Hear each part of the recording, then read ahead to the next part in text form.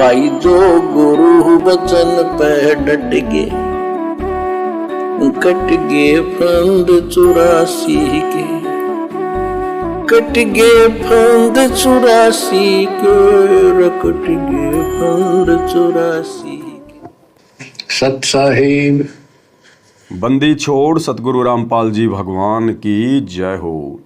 जब भी हमारे पूज्य गुरुदेव भगवान हम भक्तों को सत साहिब कहें तो हमने प्रति उत्तर में सत साहिब नहीं बोलना है। हमने अपने परमात्मा का जयकारा लगाना है कि बंदी छोड़ सतगुरु रामपाल जी भगवान की जय हो या परमपिता परमेश्वर सतगुरु रामपाल जी की जय हो। हाँ, यदि हमारा कोई भगत भाई बहन हमें सतसाई बोले तो हम प्रति उत्तर में सतसाई बार बार शीश झुका के बोल सकते हैं। सतगुरुदेव की जय। बंदी छोड़ कबीर साहिब जी की जय। बंदी छोड़ गरीबदास जी महाराज जी की जय। स्वामी राम देवानंद जी गुरु महाराज जी की जय हो। बंदी छोड़ सतगुरु रामपाल जी भगवान की जय हो। क्योंकि ऊपर के 3 जयकारे स्वयं गुरुदेव भगवान ने लगाए और जब गुरुदेव का जयकारा लगाने का समय आया तो गुरुदेव चुप हो जाते हैं। यानी हम भक्तों ने केवल एकमात्र जयकारा अपने गुरुदेव का ही लगाना है, अन्य किसी का जयकारा नहीं लगाना, ना गरीबदास जी का, ना पंडित चिदानंद जी का, ना अन्य किसी प्रकार का। केवल हमने अपने गुरुदेव का ही जयकारा लगाना है। बाकी सारे जयकारे तीनों समय की आरती में या सत्संगों में गुरुदेव भगवान खुद ही लगाते हैं, क्योंकि परमात्मा हमसे पतिव्रता पद की भक्ति करवाना चाहते हैं। और पतिव्रता पद की भक्ति का मतलब होता है केवल अपना एक इष्ट, और वो इष्ट कबीर देव आज हमें पता है हमारे पूज्य गुरुदेव जी के रूप में धरती पे प्रकट हैं। तो जो पतिव्रता आत्मा होती है वो पूजा केवल अपने पति की करेगी, जयकारा केवल अपने पति का लगाएगी। तो हमारे पति परमेश्वर हमारे गुरुदेव हैं, क्योंकि शतलोक की भक्ति में कबीर परमात्मा खुद ही गुरु की, सतगुरु की, तत्वदर्शी संत की भूमिका करते हैं। तो हमने केवल अपने गुरुदेव का ही जयकारा लगाना है और दंडवत भी एकमात्र हमने अपने गुरुदेव को ही करना है। अन्य गरीबदास जी को, पंडित चिदानंद जी को, दादा गुरु जी को, किसी को दंडवत प्रणाम नहीं करना भूल कर भी। ना हमने अपने घर पर दरबार में अपने गुरु के अलावा अन्य किसी की फोटो रखनी है, ना परिवार के किसी सदस्य की, ना गरीबदास जी की, ना दादा गुरु जी की, ना पंडित चिदानंद जी की, किसी की नहीं। इसी को कहते हैं पतिव्रता पद की भक्ति। सर्व संतों की जय, सर्व भक्तों की जय, धर्मी पुरुषों की जय। श्री काशी धाम की जय, श्री सुब्राणी धाम की जय, श्री क्रोथा धाम की जय, श्री बरवाड़ा धाम की जय। सत साहिब। कबीर दंडवतम गोविंद गुरु, बंदो अविजन सोए, पहले वहे प्रणाम तेनु, नमो जो आगे हो। कबीर दंडवतम गोविंद गुरु, बंधु अविजन सोए, पहले बहे प्रणाम तिन, नमो जो आगे होए।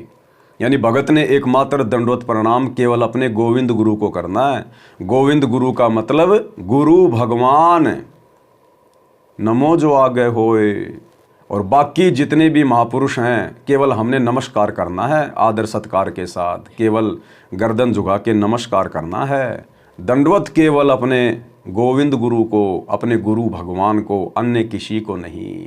कबीर गुरु को कीजिए दंडवत, कोटि कोटि प्रणाम, और कीट न जाने भृंग को, सतगुरु कर ले आप समान।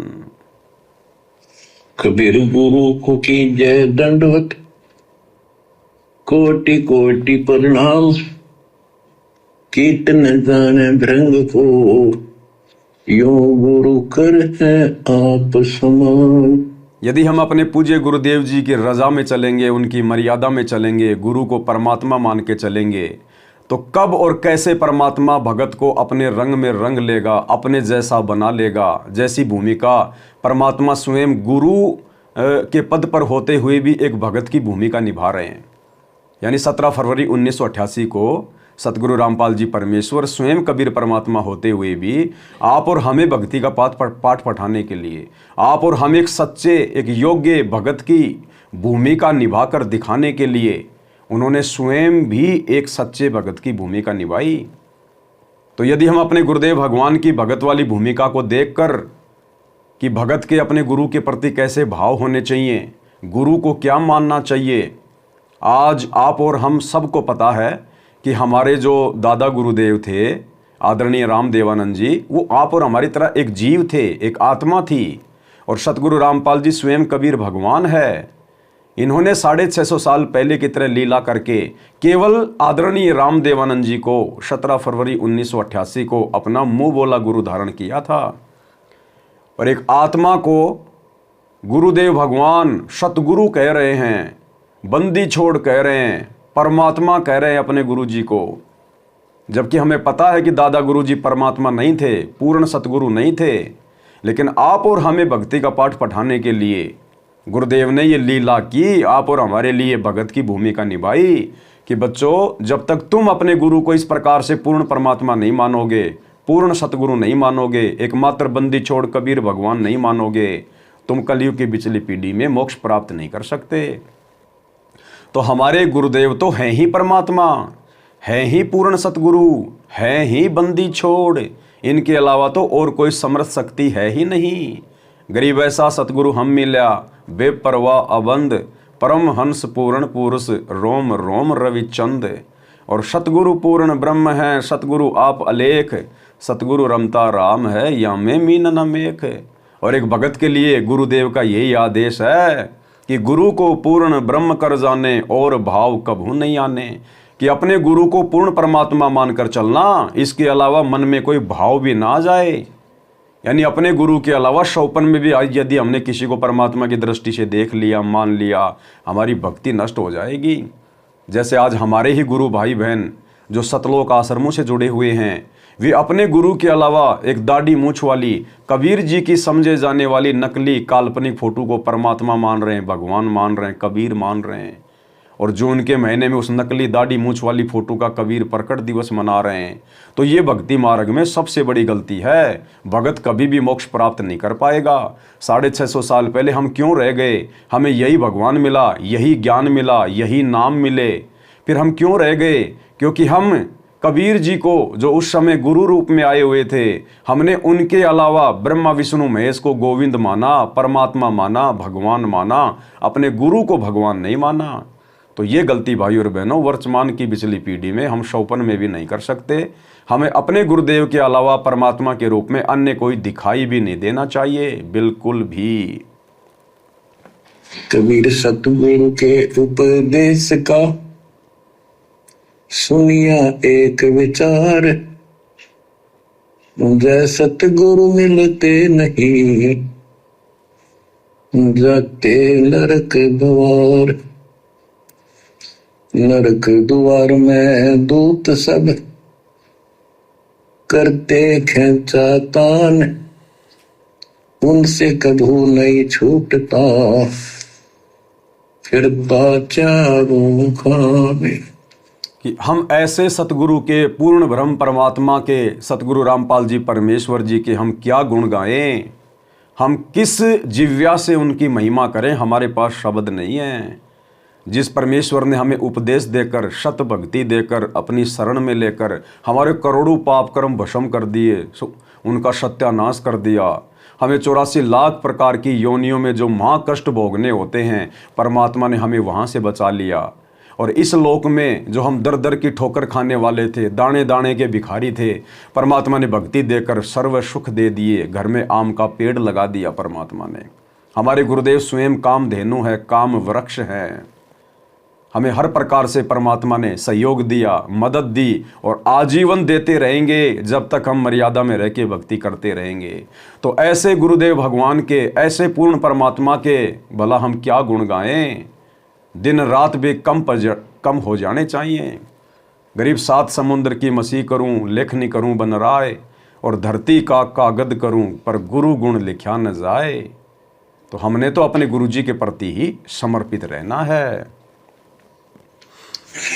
कबीर चार खानी में भरमता, कबहू न लगता पार, सो फेरा सब मिट गया, मेरे सतगुरु के उपकार। जय जय सतगुरु मेरे की, जय जय सतगुरु मेरे की सदा साहिबी सुख से वसियो अमरपुरी के डेरे की जय जय सतगुरु मेरे की जय जय सतगुरु मेरे की सदा साहिबी सुख से वसियो सतलोक के डेरे। एकमात्र जय जयकार केवल अपने गुरुदेव भगवान की, अपने सतगुरुदेव भगवान की। ये जय जयकार भाई और बहनों आप और हमने बोलनी है। इतनी महिमा गुरु की आप और हमने करनी है। ये तो स्वयं परमात्मा हैं सतगुरु रामपाल जी, तो केवल आप और हमें ये सब कुछ बातें समझाने के लिए, बताने के लिए कि भक्ति मार्ग में गुरु का सर्वोपरि महत्व होता है, सबसे बढ़कर होता है। सतगुरु तिलक अजप्पा माला। सतगुरु तिलक यानी जैसे हम लोग पहले ये तिलक निकाला करते थे, तो जो तिलक होता था सबसे ऊपर होता था यहाँ पर। तो कहते हैं सतगुरु तिलक, अपने सतगुरु को अपने शीश पे रखियो, यानी उनकी आज्ञा में चलियो। और सबसे ज़्यादा महत्व, सबसे बड़ी महत्वता केवल अपने सतगुरुदेव भगवान को देनी चाहिए, क्योंकि सतगुरु स्वयं सत्य पुरुष हैं, कबीर परमात्मा हैं। जो गुरु बचन पे डट गे, कट गे फंद 84 के, कट गे फंद 84 के, कट गे फंद 84 के। भाई जो गुरु बचन पे डट गे, कट गे फंद 84 के, कट गे फंद 84 के, कट गे फंद 84 के। भाई जो गुरु बचन पे डट गे,